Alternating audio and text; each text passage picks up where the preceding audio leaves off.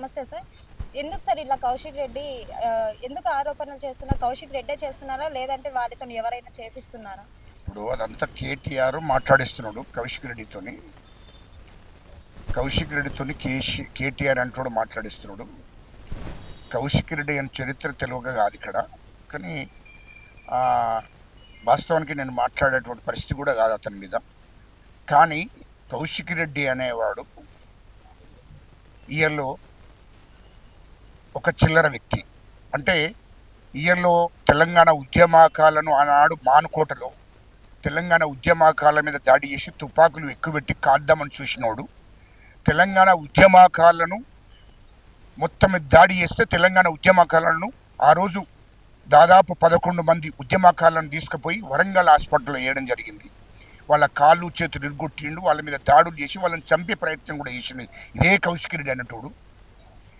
మరి ఆనాడు ఉద్యమకాలనే చంపాలని చూసినటువంటి ఒక మూర్ఖుని టీఆర్ఎస్ పార్టీలో చేర్చుకున్నారు. రెండవది హుజరాబాద్ నియోజకవర్గంలో అక్కడ ఉన్నటువంటి ప్రజలు మొన్న కూడా గెలిపించే వాళ్ళు కాదు. ఎందుకంటే వీడు దుర్మార్గుడు, వీడు భూస్వామి. అక్కడ హుజరాబాద్ నియోజకవర్గంలో ఇలా భూస్వామి. అక్కడ తెలంగాణలో హుజరాబాద్ నియోజకవర్గంలో దళితులను, అణగారిన కులను, అణిసివేసిన కులం, వాళ్ళ మీద దాడులు చేసినటువంటి భూస్వాములు వాళ్ళు. కాబట్టి వాళ్ళను హుజరాబాద్ ప్రజలు నమ్మే పరిస్థితులు లేకుండ్రి. ఇవాళ మొన్న కూడా గెలవకపోతుండే. ఎందుకు అంటే అలా భార్య, అలా బిడ్డ, అంటే చిన్న పాప 9th or 8th చదువుతున్న ఆ చిన్న అమ్మాయి, ఆ అమ్మాయి అటు భార్యను ఇటు ఈ కౌశిక్ రెడ్డి అంటోడు అక్కడ హుజరాబాద్ ప్రజలను బ్లాక్మెయిల్ చేశాడు. మేము చచ్చిపోతాం మీరు కొట్టలేకపోతే. అసలు అక్కడ ఉన్నటువంటి ఎస్సీలు, బీసీలు అందరూ డిసైడ్ అయ్యారు కౌశిక్ రెడ్డి అంటున్నాడు ఓట్లు వేయొద్దు, వీడిని గెలవనియద్దు అని చెప్పి. ఎన్నిసార్లు నిలబడ్డా వీడిని గెలవనియద్దు అని చెప్పి అంతకుముందే ఓడగొట్టిండ్రు.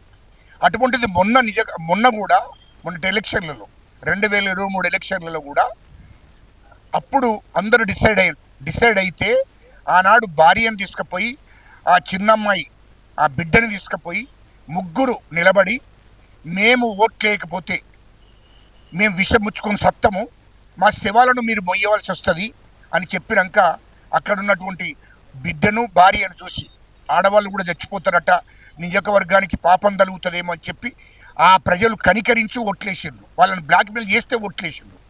అటువంటి మూర్ఖుడు కూడా ఇవాళ మా ముఖ్యమంత్రి గారిని మాట్లాడుతున్నంటే అది సిగ్గుసేటు. నేను ఒక విషయం చెప్పాను,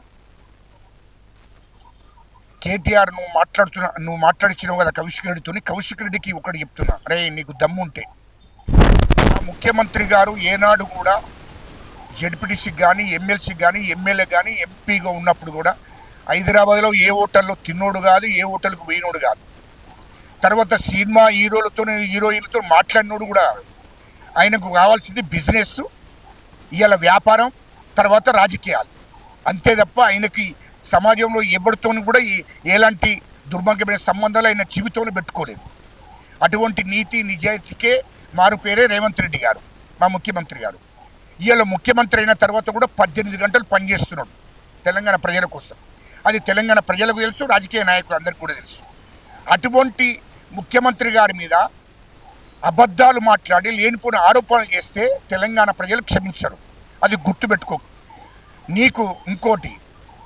నీకు దమ్ముంటే నిరూపించిన భయ్, నీకు దమ్ముంటే ఒకవేళ నీవు ఆ వీడియోలు ఉన్నాయంటున్నావు, సీసీ కెమెరాలు ఉన్నాయంటున్నావు, నీకు దమ్ముంటే తీసుకురా, మీడియా ముందర పెట్టి నిరూపిస్తే మా ముఖ్యమంత్రి పదవికి రాజీనామా చేస్తాడు.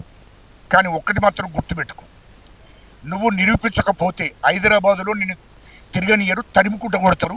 హుజరాబాద్ నియోజకవర్గంలో కూడా దళితులు, బీసీలు, అణగారిన కులాలు కూడా నిన్ను నా హుజరాబాద్ నియోజకవర్గం నుంచి తరిమి కొడతారు నా కొడుక. ఒక్కటి మేము చెప్తున్నాం,